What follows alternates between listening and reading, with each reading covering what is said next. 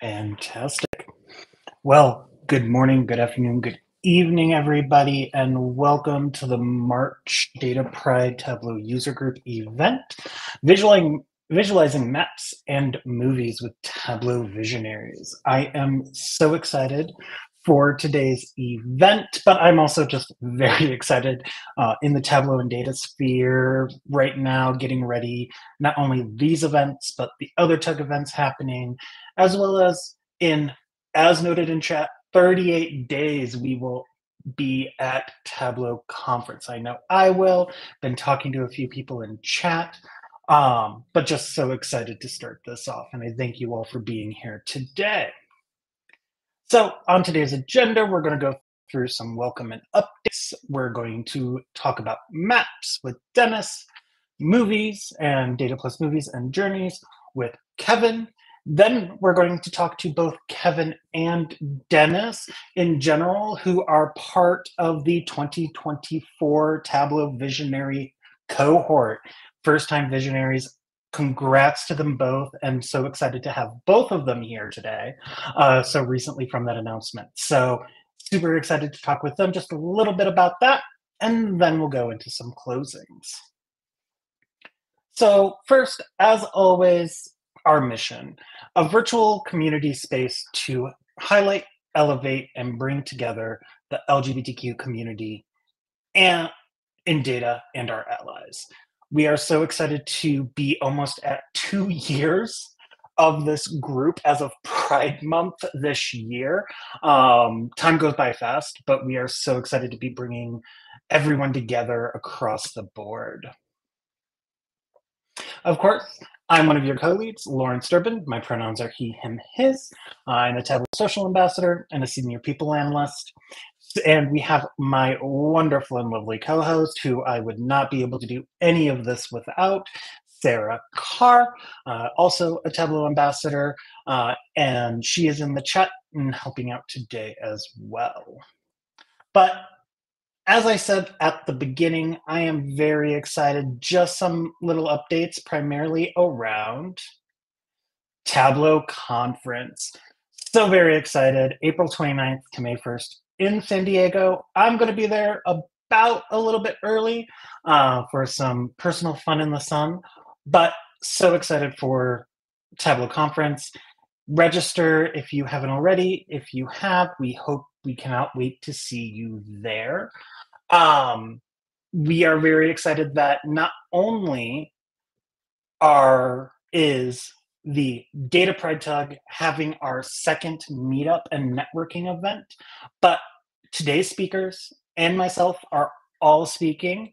You can check out the Tableau Conference session catalog, favorite Dennis's Level Up Your Maps in Tableau, Kevin's Dashboard Design Tips, Information Buttons, and Toggle Switches, my leveraging people analytics to build inclusive workplaces. And then once it's put in the system, it's not there yet, so I made a little placeholder. Favorite the DataPride meetup. We are so excited to be bringing that again. We had such a great turnout last year. But check out that QR code. We will be posting the links down in the chat here in a little bit as well. And one of the things that I forgot to mention is I saw one of them. I do not see any of the others, but if I miss them in the participants, we do have one of the IronViz top 3 finalists in chat. So, and with us today, and I'm so excited for that, and IronViz is with every year. So super excited to see that and everyone. Now, as well, if you haven't registered yet, if you want some discount, just a little bit more, we've got a 35% off code for you. We will drop it in the chat as well. And so that you can get that 30% off until sellout of TC tickets. And hope to see you there. Now, without further ado, we're going to jump right into our presenters' contents today. We are so excited to have Dennis Cow, Associate Professor, School of Social Work for Carleton University with us today. Tableau Visionary, as I said, 2024 cohort, Tableau Public Ambassador, talking to us about GIS and in your maps and more. So Dennis, I'm going to stop sharing and the floor is yours. Great. Thank you, Lawrence. Hi, everybody. Give me a second to share my screen. Great. All right. Do you all see that? Hope so. We do. Okay, great. I've been having some internet connection problems today for some reason. So I don't know, shout out if you don't hear me or if I'm cutting in and out, please. All right. So let's go. So I am so happy to be here. Thank you so much for the invitation, Lawrence and Sarah, for the opportunity to kind of talk about one of my favorite topics, maps, but specifically how trying to, maybe encourage you or make a plug for why you might want to add a GIS software to your tool belt and as a way to spice up or level up your Tableau maps. And so let me just get right into it. A little bit about myself. I'm a professor again by day. By night, I like to fool around with data viz and map design. I do use data viz and mapping and spatial analysis in my research, which is around health equity issues and age-friendly communities. I first discovered Tableau a little over 3 years ago, and it kind of changed kind of my career trajectory in many ways. And now I use Tableau, mostly Tableau to do the final visualizations for my maps, but still using GIS, or specifically QGIS, as a tool to prep and manage the data. And I'll talk a little bit about kind of the advantages of doing that. And I'm very honored to be a part of the Visionary cohort this year. And I like to do a lot of things on Tableau Public. And so feel free to kind of go to my profile and check those out. So what is GIS? Geographic Information Systems. It's basically a bunch of tools, software, data, database, a system that's designed to store, manipulate, analyze, output map-based or spatial information. And so it's similar to how folks use map layers in Tableau. A GIS map is made up of different layers, and each layer representing a specific feature. The one thing that I'll just really point out here is that they're specialized tools. And so in terms of handling spatial data, I find it personally much easier, much more smoother, much more efficient working with spatial data because of the unique properties of spatial data in a GIS tool. Although Tableau, of course, can handle GIS data or spatial data, I just find it a lot easier to use a tool like QGIS, which is the one I use, which is because it's free, to manage and manipulate and explore the data before I prep it and then move into Tableau where I do the final visualizations. Tableau can accept or connect to a variety of data sources. I use primarily shape files because I got trained a little while ago, about 15 years ago, and I've been stubborn in terms of changing. And so shape files aren't the most efficient kind of spatial file kind of to use, but I still use mostly shape files. But there's other file types that Tableau can deal with, and I've worked with several of those as well.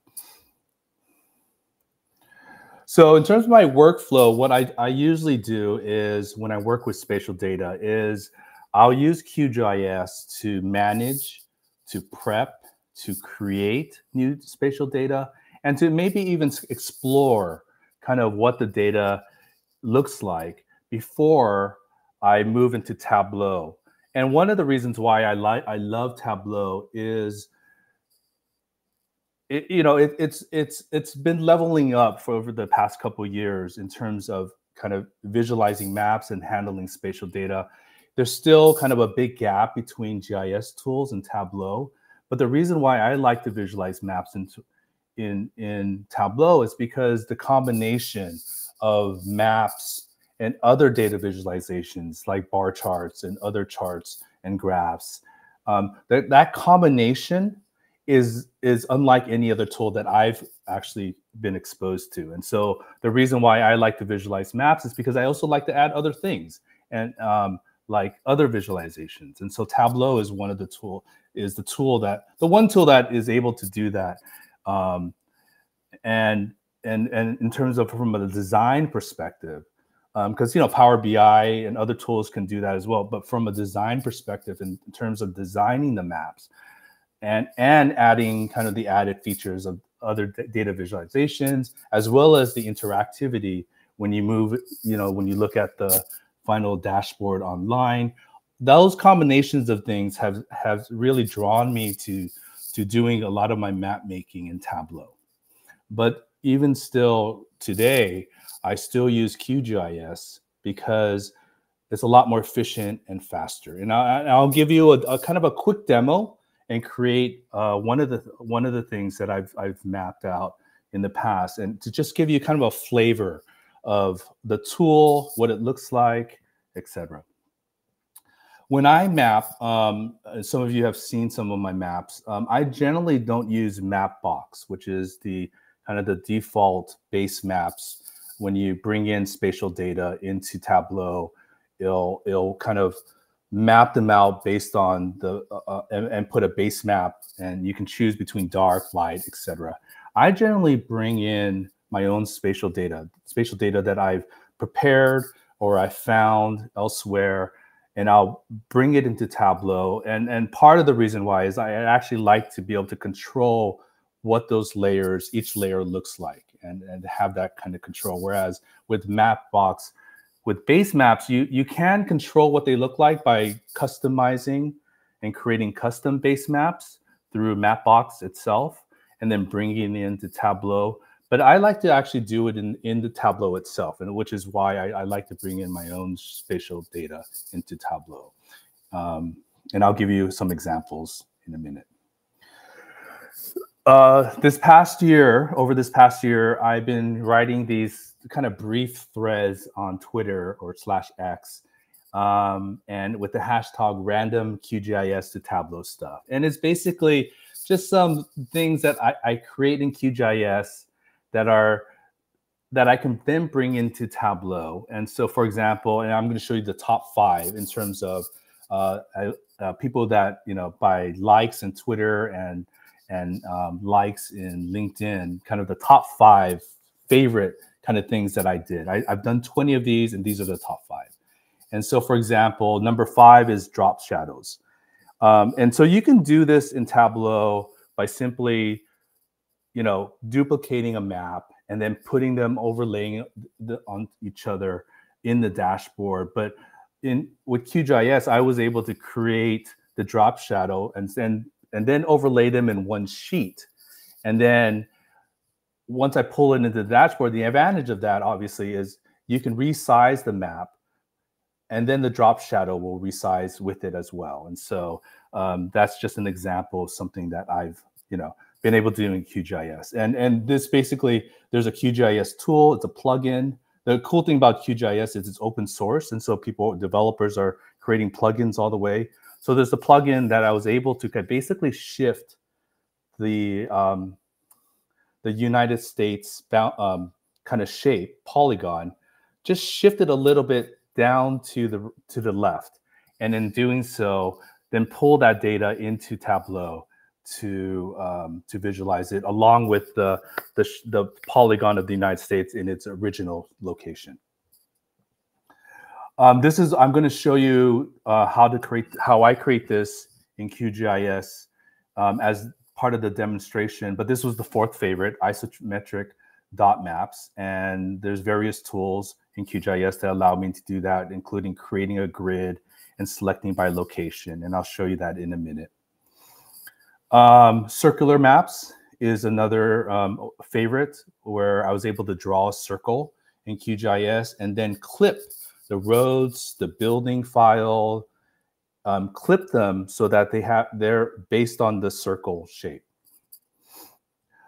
Thick borders is something that is a challenge in Tableau, but I think something as simple as making the outline of California a little thicker than the county outlines adds a really nice aesthetic to the map. And so that was something I was able to do by creating something in QGIS and then bringing it into Tableau. And then finally, the favorite one is water lines. And this was, you can do buffers now in Tableau. I haven't really worked with them yet, but I was able to create a series of buffers, internal buffers. And this is a map of the Great Lakes and just water lines. And I was trying to replicate some of those older maps that you might see that they have the water lines. And I think it's a really cool effect. And so why GIS? And I'll hopefully through the demonstration, you'll kind of see why. In my mind, it's easier, faster, smoother when dealing specifically with spatial data because the tool is specialized. It was created to handle spatial data.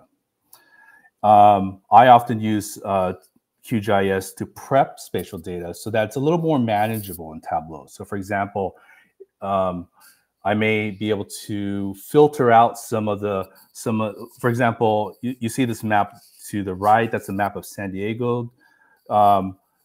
It's based on a road file, data file that I pulled from OpenStreetMap.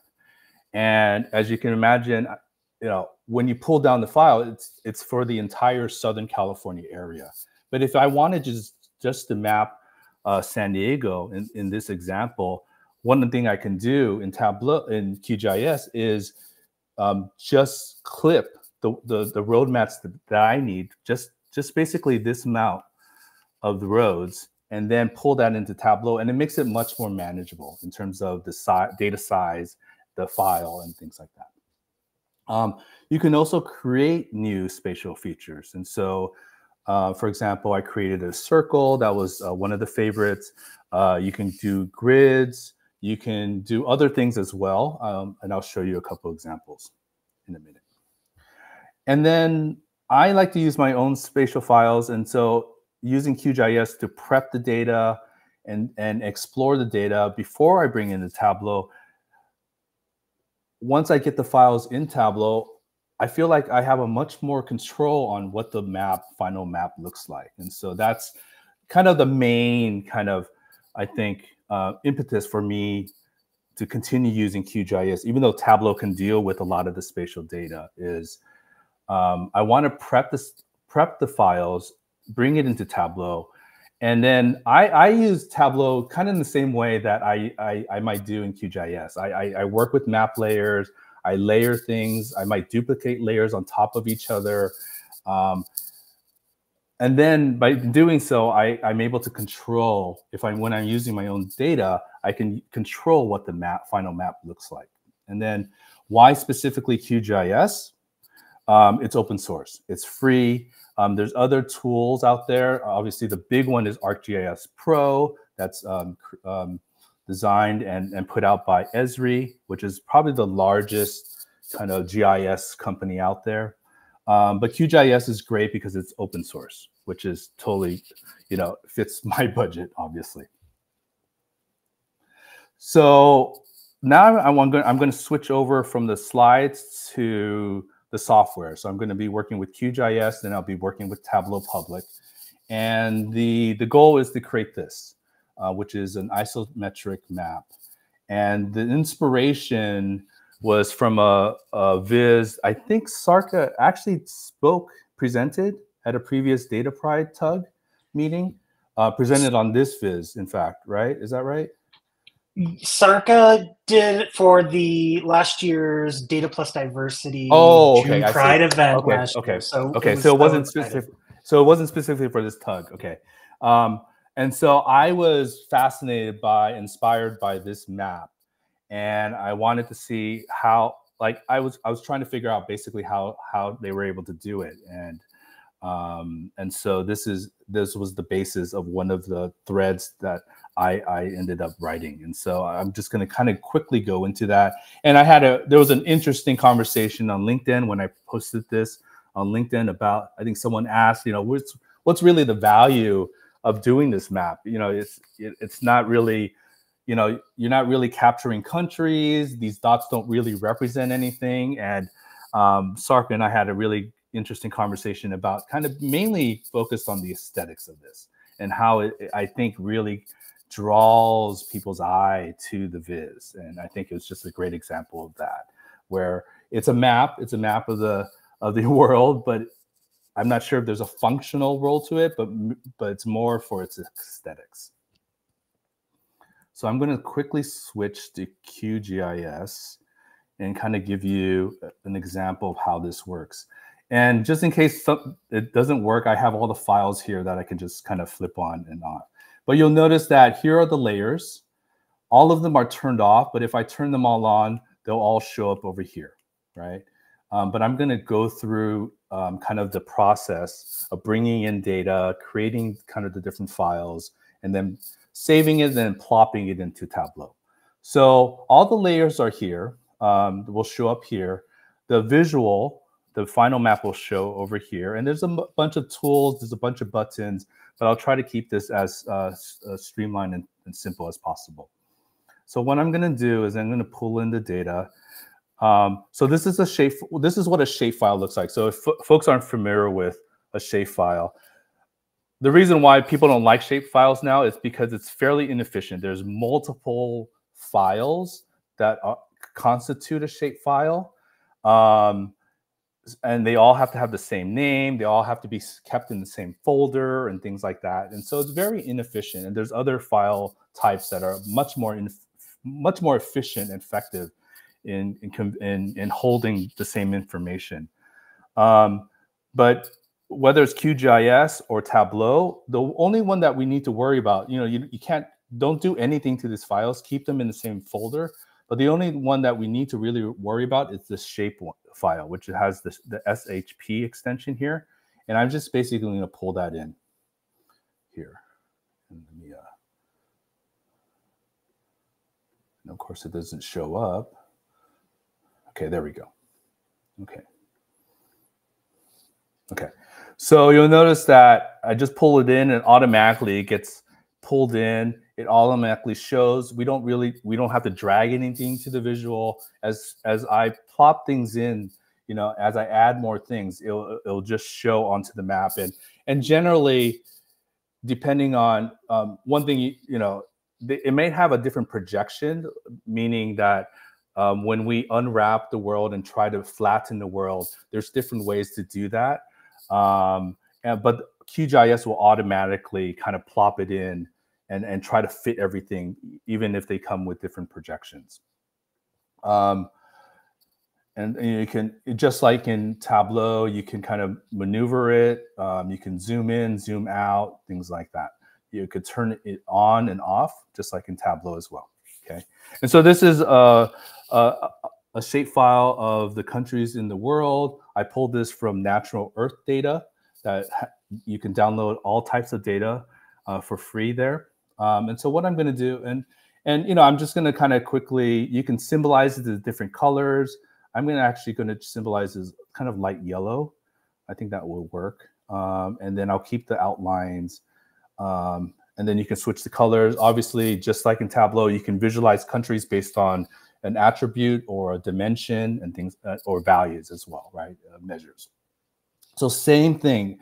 And so I often tell people who work in Tableau that even if you don't really have experience in GIS software, if you've worked with kind of map layers or even dual axis, right? Like and the idea is kind of the multiple layers, it's kind of a similar concept. And so the transition, I think, can be very smooth coming from Tableau to a tool like QGIS.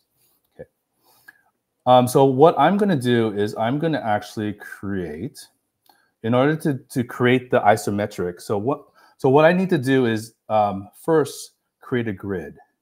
And what I need to do is create a hexagon grid, because I want the the dots to kind of be staggered, right, in each row. And so there's a couple things I need to do. So hexagon grid type. I need to choose the grid extent. So how big will the grid extend to? And I'm just going to click on the button here, which basically means it's going to fill the window. I'm going to switch this to kilometers, and I want the horizontal spacing to be, let's say, 400. And I'm choosing these numbers because I've played with this, right? I've kind of figured out, you know, I've played with different numbers, and I think I finally came down to 400 being kind of the appropriate number to kind of mirror what Osaka did in hers. So I'm just going to run this. And you'll notice that it creates a grid here, a hexagon grid. And a grid is kind of one of my favorite things to create in QGIS because there's so many practical uses. You can bring this grid into Tableau and use it in a variety of ways. And so, but check out, I did a kind of a whole piece on grids. Okay, so this is what the grid looks like. I'm going to turn off the color. Oops, sorry. So you can kind of see it, the countries underneath it. And then what I'm going to do is now I don't need a grid of hexagons. I need the points, the centroids in the middle of each of the hexagons. And so I'm going to do that by simply going to geometry tools and clicking on centroids, picking the grid as the input layer, and then running it. And then I'm going to turn off grids, and you'll notice that now they're points. And that kind of fits kind of more what I'm interested, the look that I'm interested in getting. Let me turn off the lines like so. Okay, so you can see that. Now what I need to do now is, now I have a grid of points. What I need to do now is get the points that are overlapping with the world map. Like, so I don't need any of these points in the ocean, Pacific Ocean, but I need all the points here that overlap or intersect with the polygons representing all the countries, okay? So I do that by selecting research, and then they have a tool called select by location, okay? And let me open up the window. And so what it's basically gonna do is it's gonna select all the features from the centroids that intersect, and I'm going to select with the world countries, which is this file here. And I'm going to turn off the filter here, just because I played with it and it results in better results. And then I'm going to run it. And you'll notice now that all the circles, all the points that overlap with the countries are now highlighted in yellow. You all see that? And so what I can do now is I'm going to copy those features and then paste them as a temporary scratch layer for now. And these are the centroids that are intersecting. Okay, and when I do that, I can turn off all the centroids, and now, let me turn off the countries. Now I have all the points that are overlapping with the countries. I can make the points a little smaller, you can see it. Like so. And that's, you know, now we can see the map, right, of points. And then I'm going to open up the attribute table, which is basically the data that underlies this centroids. You'll notice that it automatically creates, when I did the centroids, or the grid, I automatically created kind of these fields. And all I'm going to say is, you know, these are the coordinates going from left to right. These are the coordinates going from top to bottom, right to left, and bottom to top, okay? And so if I wanted that kind of rainbow gradient, thinking about it, thinking out loud, I could probably use this left one or this right one to kind of get that gradient going from left to right or right to left, okay? And so I'm going to use that.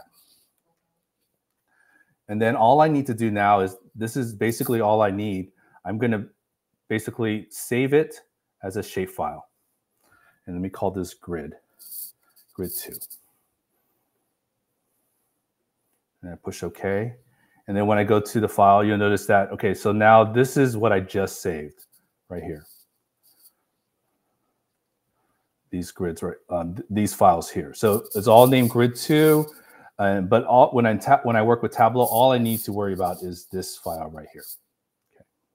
So I have Tableau. And when I work with shapefiles, all I need to do is just drag them into the program. It'll automatically open it up here. And then I can, so here's the shapefile. I'll bring in geometry into the window. Let's move this a little bit over like so. And then all I need to do is drag the field left, right? We were looking at it in the attribute table in QGIS. Bring that into color as a dimension. And then already you'll notice that it's turning out kind of exactly what we want to do. And I've actually added a rainbow gradient here. And there you go.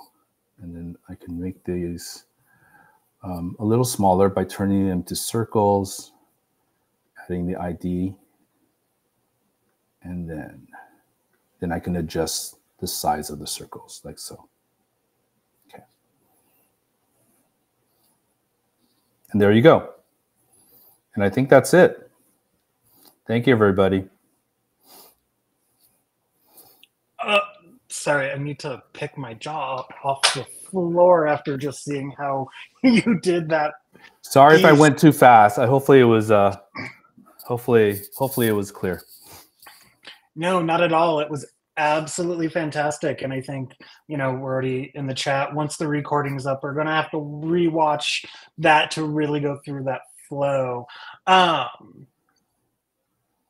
And then there are some links for the shapefile, I believe, and others. Yeah. And we'll be able to send any of those as well. Yes, after. I will prepare like a Dropbox. But I have the links. I don't know if all the links did you? Oh, yeah. But I can share. I can definitely share the shapefile. Fantastic. Appreciate that, Dennis. Are there any questions? Like I said, I was picking my jaw up off the floor after seeing that last bit there. And just pop them into the chat if you do. But just seeing how you got all that color from those and the gradient, loved the rainbow gradient. As soon as you did that, I think that's amazing. Love that viz. We have a question from BJ in the chat. Can you share this shapefile and how do you map country names to the various points? Yeah, so there's a step that I skipped that I actually, if you go to, I guess I'll share my screen again. Sorry. So if you go to, actually it's in the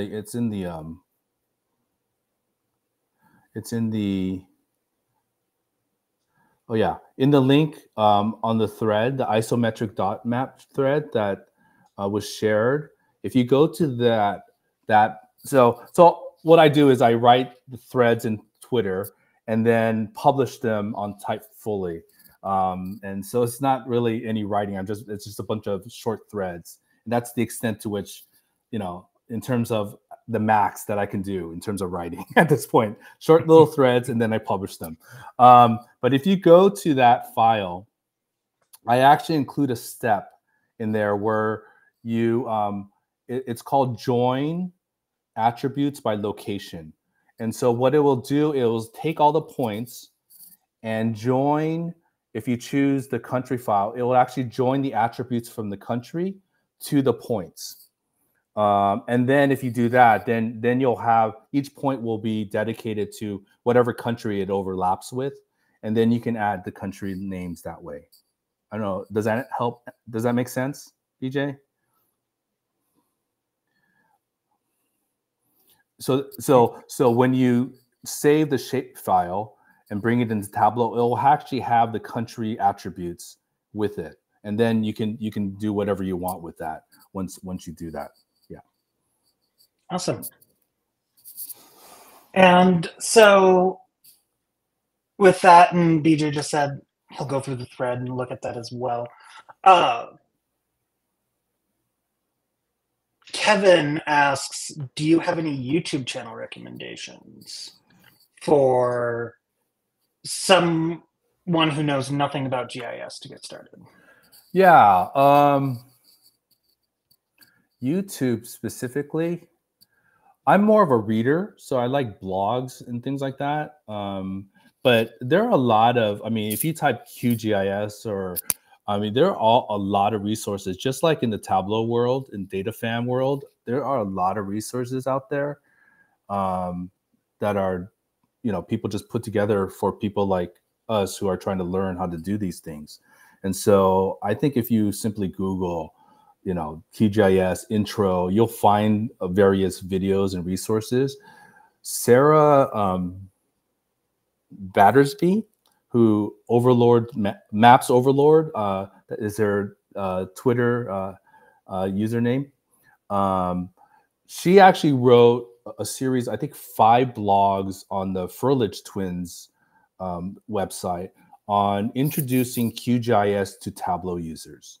And so if you go to the Furlich Twins site and type in QGIS, you'll come across her blogs. And I think they're a really great intro, like especially the first 2 are really good in kind of, because I think as a Tableau user, I think data, you know, in the user interface, there's a lot of similarities and parallels. And so that's why I think the transition into GIS, a tool like QGIS, could be really easy and smooth for folks.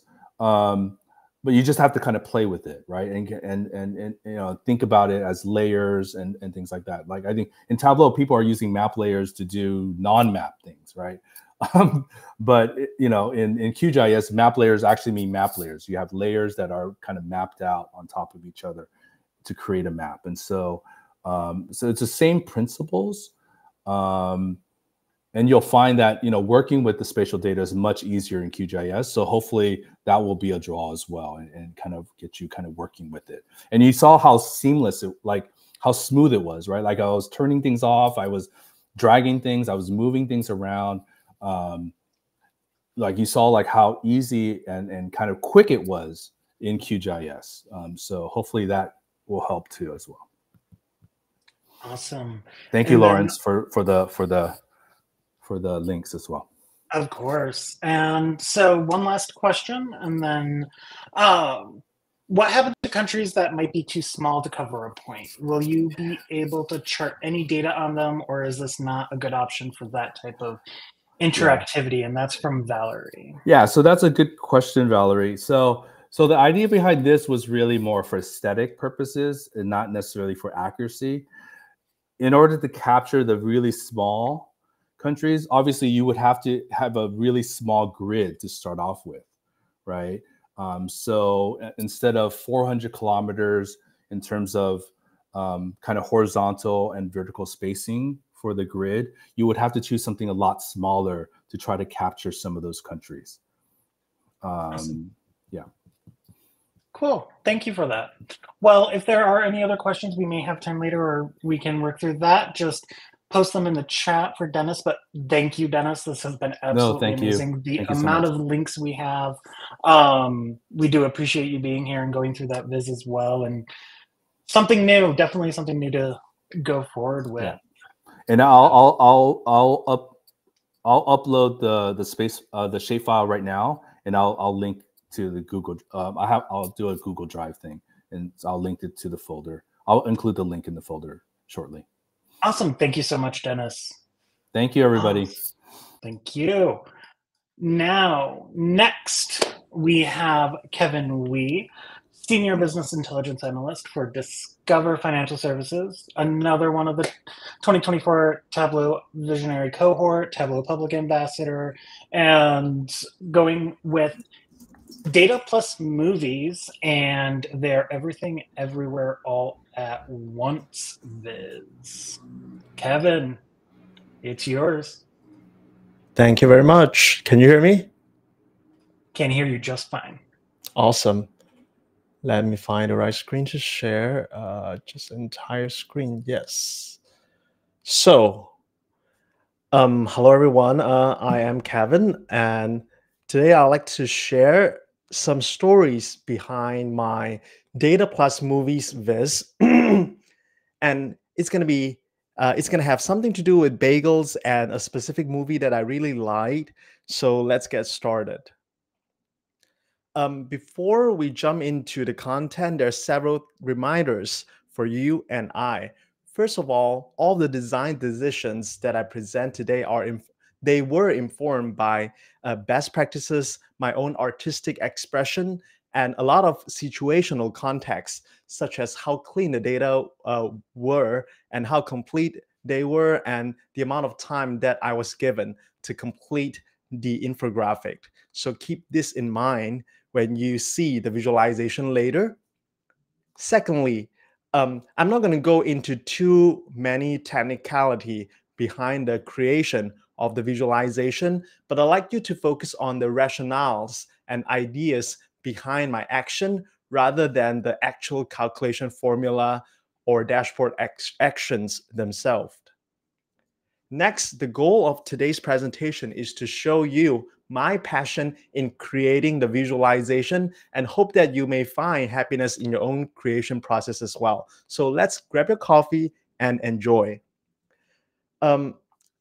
Around last September or October, I was given a task I was given an invitation by Tableau.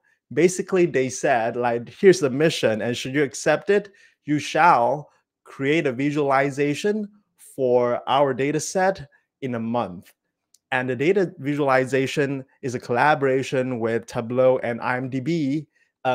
They have over 5 million records of movie data sets, and the directors, actors involved in these movies, they would like me to create a promotional visualization for them.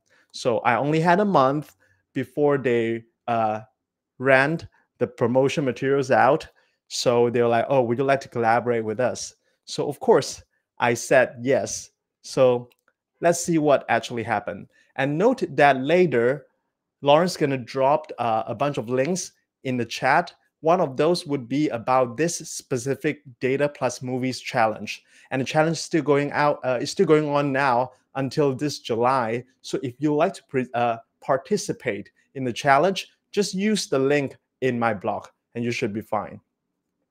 So here are these, this data set has so many different fields and metrics. It has the movie title, when it released, the IMDb rating, how many people voted for the score, whether it won the Oscar Best Picture, what kind of genre it was, and a lot of different metrics, as you could see.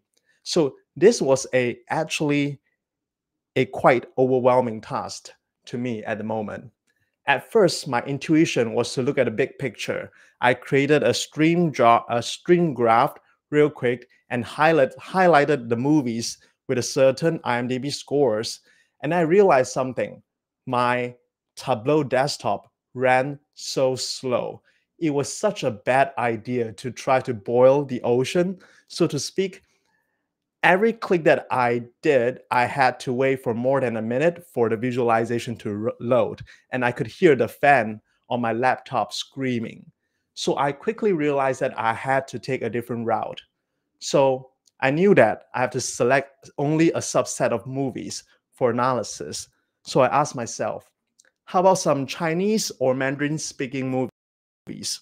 There are a lot of good over the years that I liked and not well known by the international audience. I look into the IMDb dataset of these movies and I quickly realized that there are a lot of missing data when it comes to languages or the people's names. So even though the ideas was good, it was difficult to clean the data when there's not much to begin with. And then I asked myself, how about the frequent members of Wes Anderson movie cast? We know that a lot of Wes Anderson's movie have the same cast members over and over again. How about I create a chart for it? It's an interesting concept, except someone has already done it. So nothing unique about this idea. So I kept asking myself, what's matter to me and relatable to you as mostly English-speaking international audience? And also, the data set better be available in the IMDb original data set. I looked into this for multiple days, and then something hit me. 2 years ago, Everything Everywhere All at Once won the Best Picture. It's one of the first nominations, and definitely the first movie that won the category with English speaking. The majority of the English speaking characters were like Asian Americans. And movies hit so close to me for so many different reasons. First of all, Michelle Yeoh, she's a Malaysian. She's a Chinese Malaysian. I'm also a Chinese Malaysian. In the movie, she speaks so many languages. I'm also a multilingual.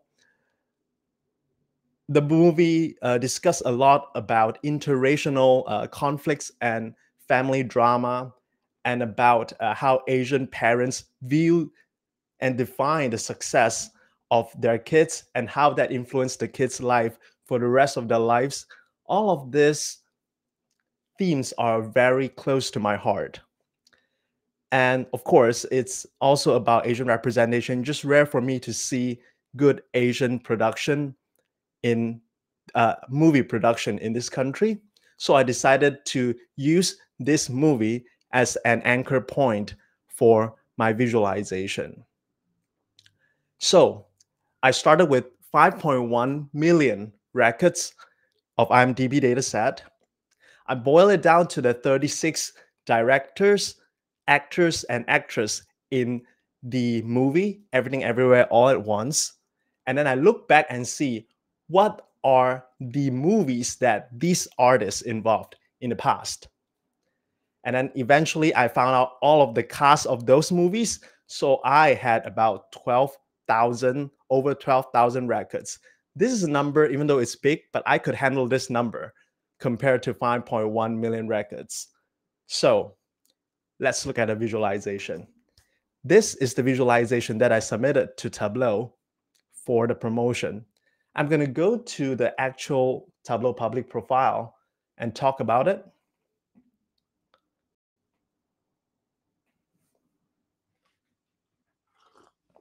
So this is a viz about every film by the cast of Everything Everywhere All at Once. I'm trying really hard to make it rhyme. You can see that on the left side, there's a giant explosive bagel-like chart. Each circle represents a movie by the cast from, I believe, 1957 to 2022. And then the size of the dots represent how many people's voting for it on IMDb, and the color of the circles representing the IMDb rating. So the bigger, the brighter a dot is, the bigger deal this movie is. And when you hover over the dot, you could read the genre, the basic information about directors, the top 5 most billed cast members, and the involved cast. Involve a cast of Everything Everywhere All at Once in this specific film. And so here you go. That's the movie itself. And I believe this is Shang-Chi and the Legend of Ten Rings. Of course, Michelle Yeoh is in it. Let's look at another one. I believe this one is Crazy Rich Asian. Of course, Michelle Yeoh is also in it, and Harry Sum Jr. So these are some highlights of some of the movies. On the top right, those are 4 bands showing you different interesting facts about this collection of movies. And here's the thing. When you hover over each of the bands, it would highlight the said movies. For example, there are 5 Oscar Best Picture nominations, excluding Everything Everywhere All at Once. These are the 5 nominations. There are over 60 films with 7+ IMDb rating. These are the 60 films. So you can see that this is the visualization with a chart and 4 bands, and then the legend on how to read it, it's on the bottom right. So now let's go back to our presentation and deconstruct this visualization together.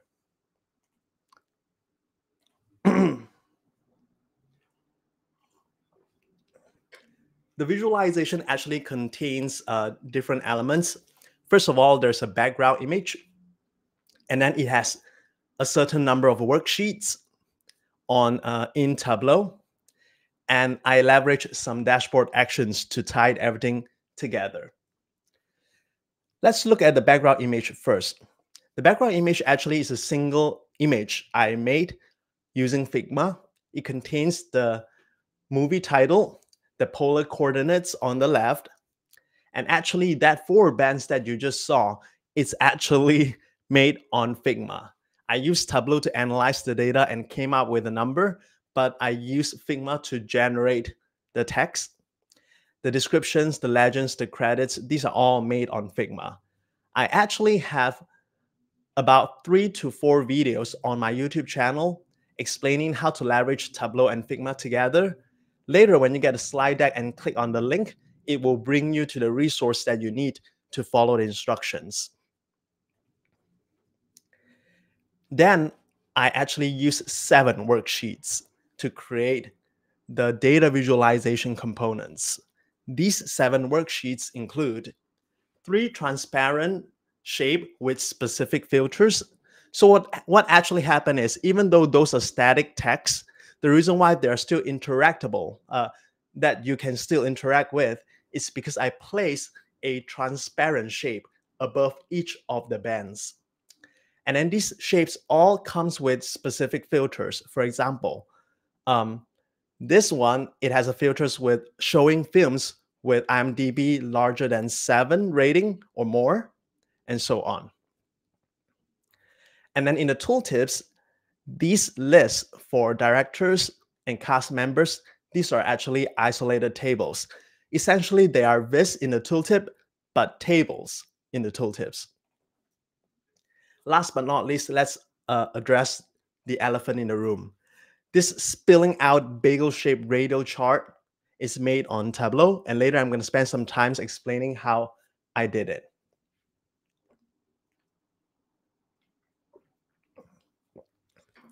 Let's refresh our high school geometry together. To plot polar dots in the Cartesian coordinates, you need to use these 2 formulas.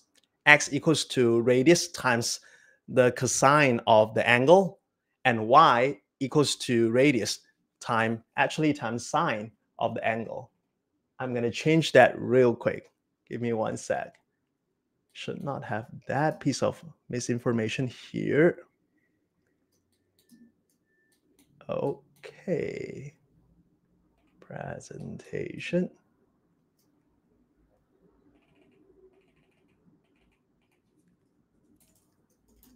Sine.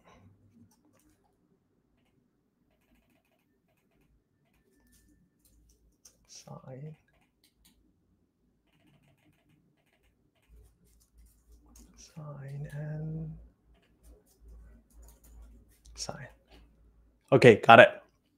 So you need these 2 formulas.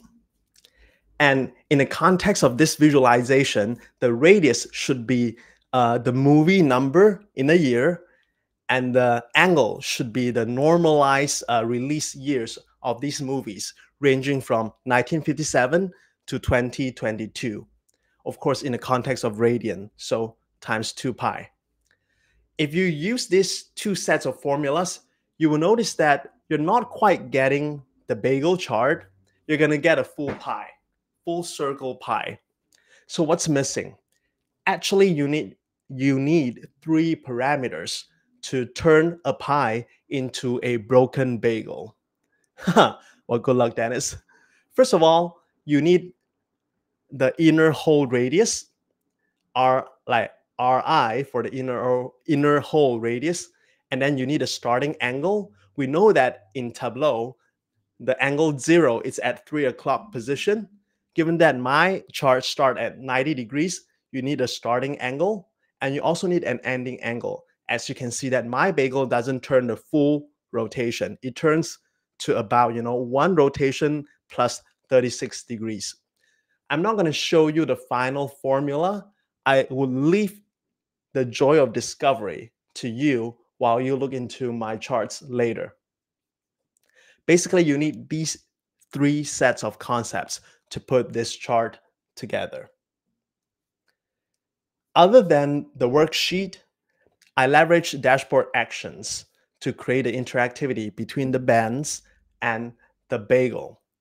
Basically, I use the hover to highlight a movie function, and then we highlight by the filter fields as I described earlier.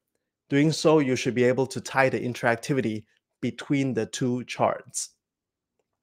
Now let's talk about visual design of this infographic, as a lot of times we spend a lot of times in figure out technicalities, formulas, but we never talk about why an infographic works in terms of aesthetic. First of all, I believe why this chart's been so well received is because it has a very dramatic and literally explosive visual anchor. For those who are not familiar with the term, visual anchor is a term used in web design to explain the thing that jump out. Usually the one thing that jump out of the screen. More than one thing would be a distraction. And in this case, the visual anchor, of course, is the explosive bagel chart. This bagel chart is actually made inspired by a lot of the elements from the movies.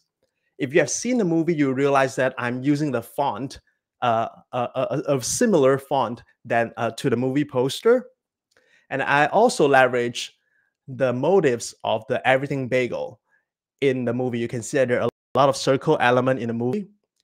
The bagel represent the sense of falling apart, dystopians, the lack of hope, which is a theme carry out the whole movie. That's the visual metaphor that I leverage in this chart. Now let's look at the legend. You can see that in the legend here, the legends that I've made using Figma, it has a lot of simple visual descriptions on how to read the chart. I use this to replace blocks and blocks of text, hopefully provide a more intuitive way for readers to consume the chart. This is actually inspired by multiple radio chart infographics on the internet. I was trying to learn how these different chart types explain how to read a very complicated chart and trying to get inspirations from them.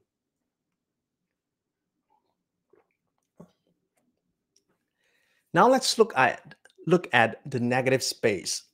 This visualization, you notice that with such overwhelming chart on the left, I use negative space to create a visual balance so that you don't feel like there's a lot of things jumping at you.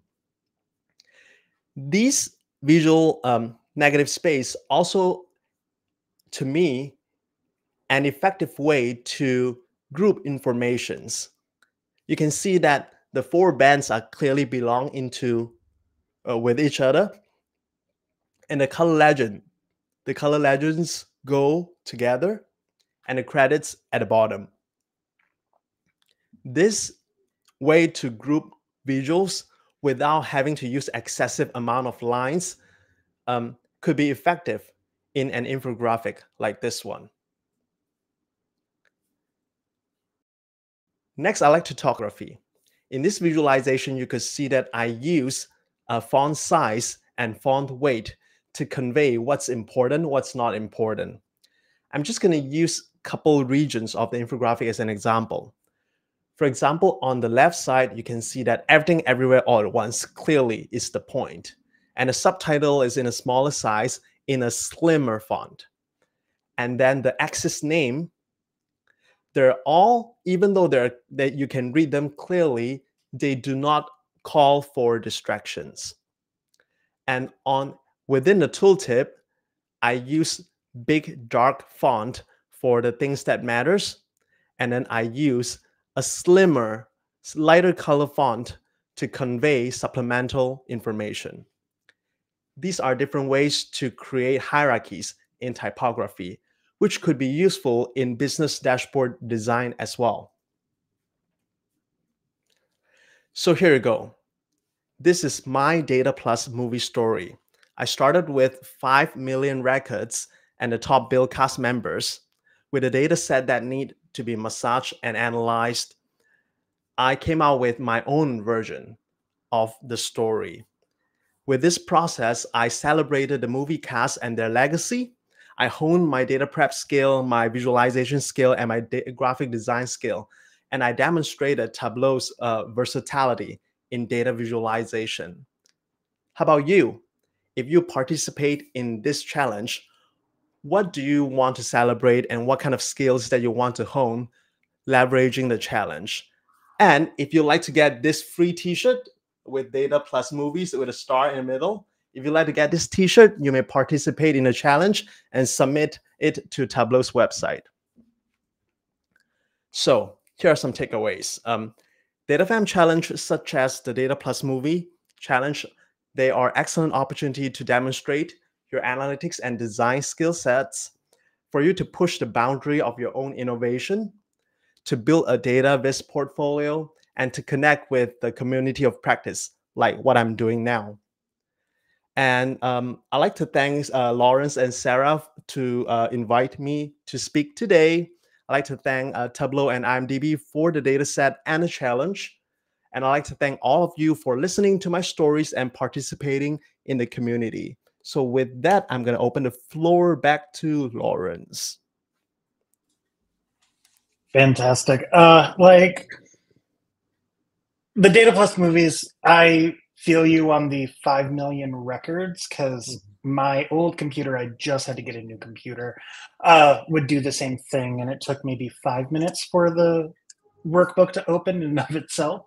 So definitely on that 5 million, but that you did everything, everywhere, all at once, with all of those actors who are absolutely amazing. Michelle Yeoh being just like one of my like deepest loves was absolutely fantastic. And now seeing all this, you know, you're paring it down. I think I've done 15 different pair downs and still haven't decided which one I want to do of any of the data. So it's huge. Any questions for Kevin on any of that? And more links will be going. I believe I have, yes, all of Kevin's links right here. They may end up being a little formatty, but well, if no questions, just put them in the chat. But with that, I do want to welcome Dennis back and move into some of the conversation. And yeah, raise your hand, Dennis. No, that was a mistake. But I do want to welcome them both back to the final little piece here. As we've talked and highlighted, both of you have just started this year as Tableau Visionaries, which is huge, and congratulations. And you've both been ambassadors doing so much.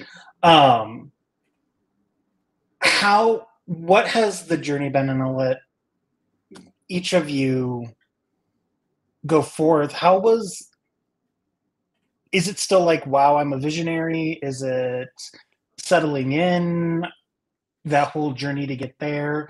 How is all that feeling, and, you know, with all this? Would you like to start first? Sure. So it's still a surprise to me. It hasn't quite sunk in. I've said this in other places. It's a little surreal to be in a space with folks that literally taught me how to use Tableau, right? I mean, you know, and so I think, so it still feels a little surreal. I mean, in terms of kind of, I mean, I've gained so much just being part of the community. I think I'm probably most active on Twitter, but I've you know, I've done some collaborations with folks and things like that, and so just kind of the amount of involvement that I've gained so much from that, and I've learned so much that it was almost natural for me to try to, you know, give back. And I'm also an educator, so it's kind of fits kind of my role as a professor. And you know, I've really tried to, in my own work, try to integrate Tableau in my work. And so it's part of my own learning is really trying to explore things. I mean, you know, I probably think more about maps than the average Tableau user. And so, but what I've been trying to do is really emulate some of the things that you can really easily do in GIS, and try to emulate it in Tableau, which it takes a little bit of sometimes hacking and stuff like that. But it's been really fun to try to kind of be creative in that space, and then just, you know, I just been, you know, able to like just so easily just share that, and it's gonna kind of balloon from there. I think and it's totally unexpected, and kind of the response and things like that to some of my work, and I've been putting out stuff mainly just to get feedback, because I just want to get feedback from people, and people, and the response has been really positive. So I really feel fortunate for that.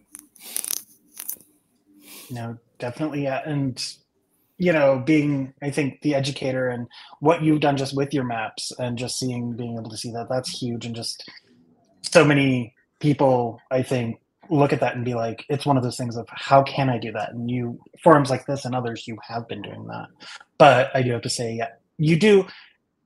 It is a lot of maps, and that's what you're known for. And it's amazing, because I hate maps in Tableau. I hate map layers. They still scare me no matter how much. You know, how to hack that is one of those things, and what you've done today, but it's absolutely fantastic and well deserved. And you know, can't wait to see more, because it's absolutely fantastic from your end. Kevin?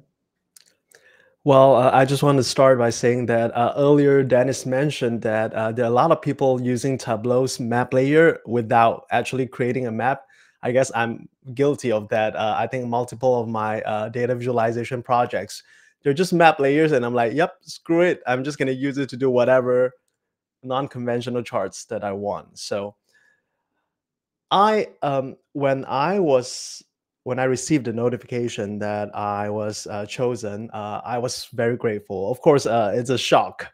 I don't know if it's a surprise, but it's a wave of feeling. I remember I was in the same room here, suddenly receiving a message, and then I was like, "Ooh," I think I cursed out in whatever language that I knew at the moment, and then just very grateful for the opportunity. I took a different route to get here. I started as a student, a graduate student, desperate to want to get out of academia. And I knew that I was good with graphs, graphings, and presentations. That's what I've been told. But I didn't realize that you could make a living out of this, let alone survive and then thrive with graphing capability. I bumped into Tableau in a conference, and then I fell in love with it. And then gradually, I found more and more excitement in exploring how to combine graphic design and data visualization together. That's why I started the series with Tableau and Figma, how to find different ways to put these two together to create something awesome. And yeah, I find myself learning a lot of it from keep on explaining how it worked to different people. And I think that was one of the reasons why Tableau saw that as a valuable asset to help more people unlock more Tableau capabilities. Yeah, I think, you know, your We started talking, Kevin, after TC 2 years ago, and even though we were both at TC and never ran, we knew a bunch of each other. I think we talked about that, and it was your B2VB vises and utilizing Figma with that, and then seeing all that, and just your Figma work. I posted in the chat, the only reason I can do anything in Figma is because of all the talks you've done, including for the DataPride Tug and around Figma, and all that work is absolutely amazing, and being able to use it for EEAO and more, and adding more of that graphic design element and allowing people to see that there's more that they can add is huge, because you don't just have to go with what's given to you in the tool, from a graphic design perspective, which in some cases isn't. But it's always great, I think, seeing both of your posts, your knowledge that you share is huge across the board. I think, Dennis, you used the word hacking. I think in the community, there's a lot of hacking of Tableau that people use, and the things that you do, Figma, the maps, and other areas there, really helps, because it helps solve work problems. I think I've used people's Visionaries and other communities hacks to complete my own work, and it brings people forward, which I think is part of the main reasons you were doing it before and being recognized now in the Visionaries to keep moving people forward. With that thought of like moving people forward, what was a piece of advice in the data in at all that you feel has helped bring you into this moment of breaking that visionary barrier, getting through that? Because as I know from my perspective, I am an ambassador, and I don't see visionary anywhere soon on mine. I do not do enough for that. But what do you see as pieces of advice, for one piece of advice?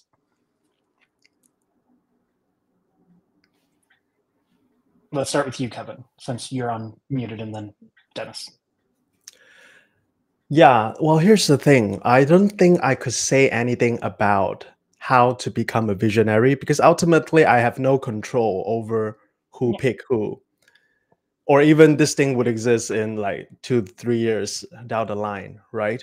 It could be in a different names or whatever.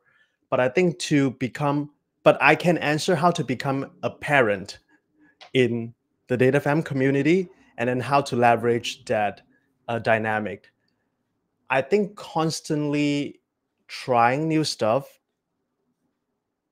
and sharing what you have learned and why it excites you energize other people, especially thinker-lights. Like, I know nothing about GIS. I don't even know how to open that software. But every time when I see Dennis sharing 10 different ways to visualize San Diego, I got excited. And then, and I know that he's passionate about it. He didn't do that, like no one's holding guns at his head, telling him to do that. He did that out of passion. And I feel it. I resonated with that, even though I don't understand the technicality behind it.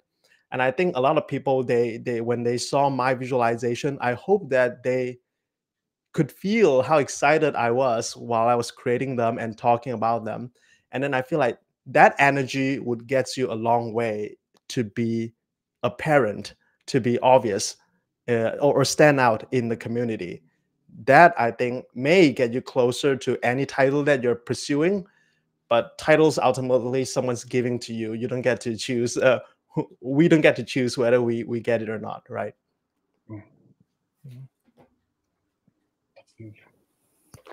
I don't know if visionary was necessarily a goal. I think Zen Master might have been, though. I really wanted to be a Zen Master, but I guess that's no. I think if there's one piece of there's maybe two thoughts that kind of come to mind. Is, I think one is it takes just kind of diving in terms of, I'm talking about the data fam community, like diving in. And once you dive in and make that leap, you'll find how open how generous and how willing people are to support each other and help each other through questions, through challenges and things like that. But often it takes a little bit of bravery or courage to kind of make that leap in and open yourself up to feedback, to things like that. You know, I always tell people, you know, I don't really have like a formal mentor, but you know, I think I have 50 different mentors because they in many ways I learn from a number of different people. And so often it's that kind of first step that's often challenging, you know, putting out your first viz or reaching out to a visionary, right? You know, a person who, you know, who you admire, and you know, just reaching out. I mean, it takes that first step, but once you realize how easy it is and how open people are to kind of responding and supporting each other, I think it's just a great space to be in, right? But often I think people are anxious and has some hesitation in leaping in, but I would just encourage folks to kind of take that leap, because you'll find that it's not as scary and not as scary of a place, and it's actually very open and welcoming, generally. I think for me, you know, and a lot of people in the tech or even data analysts, we like to be in our holes and just do our work. And so I'm an introvert. I don't, you know, I'm going to be, you know, not leaving my home for a few weeks after TC, just, you know, being out and with people, which is absolutely amazing, but more introverted. So yes, it's taking that leap, because I think for me as well, I started on the Twitter, and then it was talking to people, and then people in the data fam who are maybe more extroverted just being like, oh, hey, I've seen you before. And you just then create the network, and everyone is open. I think, like you said, it has been a lot better once you start seeing how open people are and just jump in. So absolutely love it. But I do have to say, you know, congrats to you both. It was, when that announcement came out, it was seeing all the names, you know, congrats to all of this year's Visionaries and Hall of Famers as well. But it's always great to see those people that, you know, you've interacted with, and works you have saved, like I have favorites of yours in that area. And can't wait to see what more you two do. Any final thoughts for today on Tableau, on the data fam, before we close out on Tableau journeys? Any of you want to share? I'll say just like there's no sign in the world will tell you to, you know, start your very first visualization. Just do it, and then after the first 2 or 3, it'll get easier, and then eventually you'll get a hang of it, and maybe you will surprise yourself what you could make if you keep on creating. So go for it. All I'll say is I think everybody's journey is different, like, and you know, I think the goal is really just to continue to improve on yourself as you kind of progress. Like, you know, Kevin, I think, you know, the difference between Kevin and I, like, is probably quality versus quantity, right? Like, Kevin puts out like one viz every so often, and it's just like, you know, alters the universe. And then, you know, I'm putting out one every week, or just trying to, you know, because I'm working on various skill sets and things like that. And so so everybody's journey is kind of different, but just make it kind of your own, and kind of, and the main goal is, you know, that's these titles, you know, generally, like, I wasn't really expecting to do this, but I wanted to give back because I received so much, and so I tried to do that, and you know, it kind of, you know, eventually kind of paid off in various ways, but I just wanted to give that back because I was gaining so much. Appreciate that, and appreciate both of you, and so excited to see more from you. Hopefully we'll have you back for future sessions on new things, but I want to thank you both for being here. absolutely going to be going through the recordings on GIS and gonna maybe play around with that this weekend. I'm now wanting to also watch Everything Everywhere All at Once again, and then maybe everything of Michelle Yeoh, and maybe, like Dennis said, go get an everything bagel. But thank you both, Kevin, Dennis, for being here, and for our speaker, and everything you've done for the community and for this tug. Thank you both. You're very welcome. Fantastic. And so with that, everybody, one more thing. We are getting ready for our April event. On April 18th, we are so excited to be bringing you Tableau Pulse and Tableau Conference. We will be having Sarah Bartlett, Tableau Visionary, who every year puts out the know before you go, best practice, some just help me through my first 2 Tableau conferences. Blog every year will be with us, just helping with a know before you go session, and we will have a product manager from Tableau to talk about Tableau Pulse and everything new.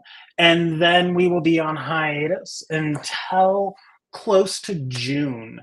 We'll be on that Tableau conference hiatus. But link for DataPride, I'm going to just drop our next event into the chat.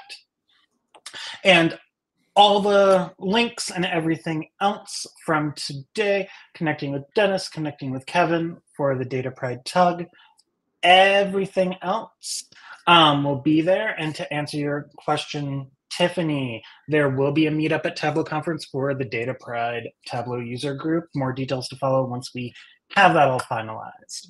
But we hope to see you in a month. We thank you all for coming and hope you have a wonderful Thursday and rest of the week. Talk to you all soon. Thank you all. See you later.